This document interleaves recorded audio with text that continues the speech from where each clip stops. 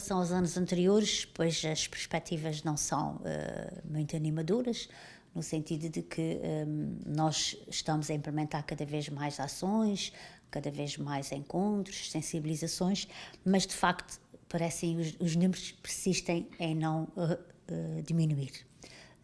Em relação ao ano passado, nós temos a mesma frequência de senhoras aqui no Mar, e quando eu digo aqui em São Miguel, na Terceira e no Faial. Portanto, preocupa-nos bastante porque é que esses números não diminuem. Cada vez temos mais utentes, é uma verdade, o número tem vindo a aumentar. Mas a razão é sempre a mesma? Sim, pode mudar. O homem? O homem, é. A violência sobre a mulher ainda é muito maior do que a violência sobre o homem. E nós atendemos, maioritariamente, são mulheres. E as razões andam sempre à volta do mesmo. O controle, o ciúme, a posse, a desconfiança, a ausência de autoestima, quer seja do agressor, quer seja da própria vítima, alguma falta de assertividade, quer de um, quer do outro, para marcar os seus limites, para marcar as suas posições. E depois, como não há isto entre este casal, o que é que vai acontecer? Em terra de rei, em terra de cegos, quem tem olho é rei. E o que é que vai acontecer? Evidentemente, aquele que tem mais força é aquele que vai sobressair. E acontece a violência conjugal. Portanto, os números não têm vindo a diminuir. Cada vez mais temos senhoras cada vez mais jovens a recorrer a nós, como também senhoras numa faixa etária mais velha. Portanto, isso quer nos dizer... Não é de extremos, não é? Exatamente, é de extremos. O que é que isso nos diz? Que, de facto, as pessoas acreditam nos serviços e também, sobretudo, têm uma maior consciência dos seus direitos. Recorrem aos serviços porque sabem que alguma coisa se vai resolver. Também temos tido grandes ajudas, quando digo não é nós e o Mar, mas a causa da própria PSP, que tem feito uma evolução nos últimos anos, uma coisa magnífica. Os próprios tribunais também têm feito o seu percurso, que ainda há muito aí a fazer, mas está-se a dar passinhos seguros. Os tribunais mais céleres, mais cuidadosos com a vítima, mais despertos para as razões, as causas e as consequências da violência doméstica. Portanto, há um conjunto de serviços que têm vindo a evoluir muito e, de facto, as pessoas veem essas respostas e então procuram mais as instituições. Não podemos nunca dizer que a violência tem vindo a aumentar, porque não há números do passado, mas que há uma maior visibilidade, há. Agora, em relação ao Mar, e voltando ao início da minha resposta, eu gostaria de ver números a diminuir, mas não vejo isso. A nossa incidência de casos está, e este ano, 2018, estamos a começar no mesmo. Estamos a ter caso... Há novas pessoas a fazerem queixa? São as mesmas pessoas? Não. Há muito novas pessoas a fazerem queixa. Muitas novas pessoas a fazerem queixa. Daí que a grande preocupação, não só nossa, mas de outras instituições, de fazerem-se campanhas da violência no namoro. E o próprio Governo Regional está muito empenhado nisso também. Porque, de facto, os comportamentos vêm daí. Os comportamentos agressivos vêm deste namoro. Quando se namora... quando se começa a namorar 15, 16, 17, portanto, estamos numa faixa etária muito nova. Daí é que o Mar está a desenvolver um projeto a nível São Miguel, Terceira e Faial, que é o Violentómetro, é uma parceria com a Universidade de Trás-os-Montes, e esse violentómetro é precisamente para nós determinarmos o grau de violência que existe numa faixa etária dos 12 aos 18. Grau de violência nas relações de amizade e nas relações de namoro e também relações familiares. Isto vai nos permitir nós percebermos como é que os jovens agem e reagem entre si. Porque continuamos a pensar e a agir com comportamentos que nós já não queríamos ver. Uma perfatada não é violência, um ciúme desmesurado não é violência, o controlar, o vigiar, o proibir, o coagir não é violência. Apenas são comportamentos que esses jovens legitimam como se fossem normais, quando não são normais. Isto não é uma relação saudável. Mas há, por exemplo, jovens que vêm aqui pedir ajuda. Sim. Já começam a pedir ajuda desde muito cedo. Pedir ajuda. Nós estamos a acompanhar, neste momento, 2 jovens com 20 anos. E essas jovens não conseguem tomar atitudes? Nem sempre tomem a atitude que a gente diz correta. Quer dizer, eu basta, nessa relação, não permitir que isto aconteça. Não está acontecendo, nesse preciso momento. Mas por que razão? Porque viveram em ambientes onde a violência é legitimada, não é? Viram que a mãe e o pai agiam assim, porque é que ela também não há de agir assim? O que lhe é ensinado é que quando o homem levanta a voz, a mulher deve debater. Não faças pela frente, mas faz por trás.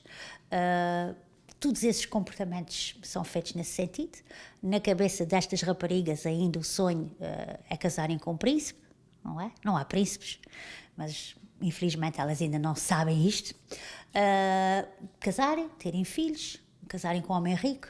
Ainda encontramos isto com muita frequência. Objetivos de vida. Casar e ter filhos. Quando os objetivos de vida devia passar pelos estudos, fazer isso, fazer aquilo, ter um curso ou profissional ou secundário, ou uma licenciatura, fosse o que fosse. Rumo de vida, rumo de vida. Exatamente. E, portanto, nós ainda estamos a educar para a diferença, não para a igualdade. O que é muito complicado. Muito complicado. Porque é tal coisa, nós estamos a falar, quando a gente fala disso, nós estamos a falar de mudanças de comportamentos. Ora, mudar um comportamento não é de um dia para o outro. Há comportamentos, Marco, que vêm entranhado connosco, que vêm no nosso ADN, porque se foram aqueles comportamentos que eu bebi quando tinha 5, 6, 7, 8 anos, na minha família, na minha comunidade, se eu bebi isto está no meu ADN.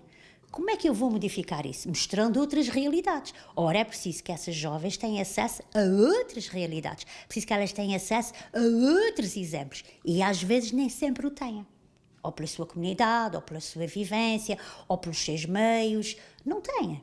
E de facto, os estudos vão ajudar muito aí, porque os estudos abrem a mente, abrem as capacidades, dá complemento, dá competências. Se me deixam de estudar,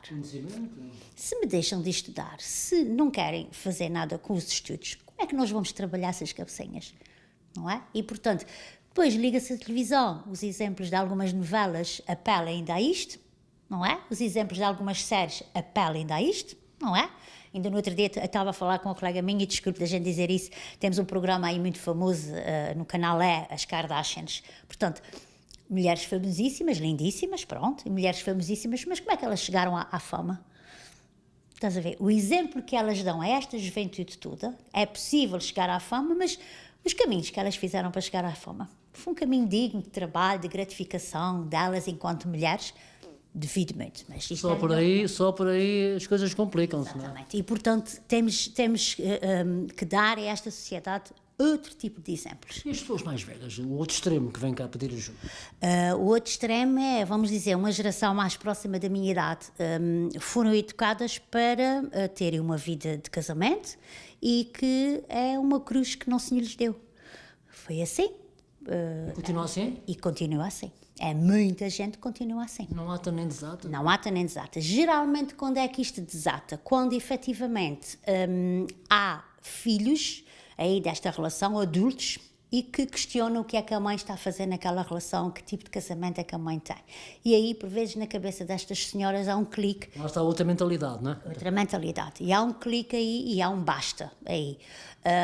Os meus filhos já estão fora de casa, os meus filhos já não precisam do pai e da mãe juntos, e, portanto, houve uma vida de casamento ou de união de facto de 10, 20, 30 anos em prol dos filhos, quando nós sabemos que isso não é benéfico para ninguém.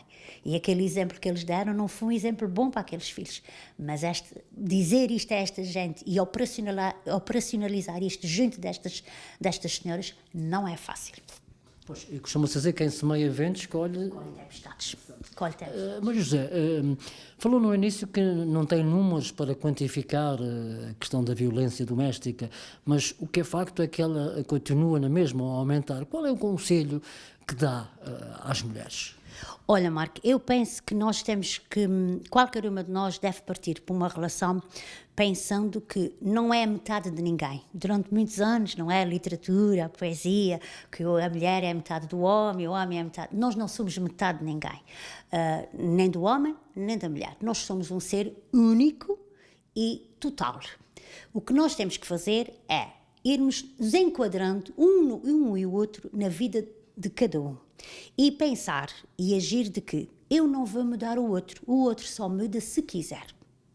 E eu, durante esta fase de conhecimento ou de enamoramento, eu tenho que conhecer o outro tal qual ele é. E tenho que olhar para Por isso é o namoro. Exatamente. Namoro, enamoramento, é isto. Eu tenho que estar atenta aos sinais. E não é ver sinais e dizer, ai, mas foi só hoje, ai, porque ele hoje está irritado com isso ou está irritado com aquilo. Eu não tenho que desculpabilizar, eu tenho que compreender porque é que aquela pessoa agia assim, naquele momento. Compreender a frio, hein? Distanciar-me um bocadinho da minha pessoa, como se eu saísse de mim e vir cá para fora e olhar para aquela relação. E pensar, esta relação vai-me trazer o quê? Uma relação a dois tem que acrescentar, não tem que tirar. Se não me acrescentar nada, é porque eu não estou no bom caminho.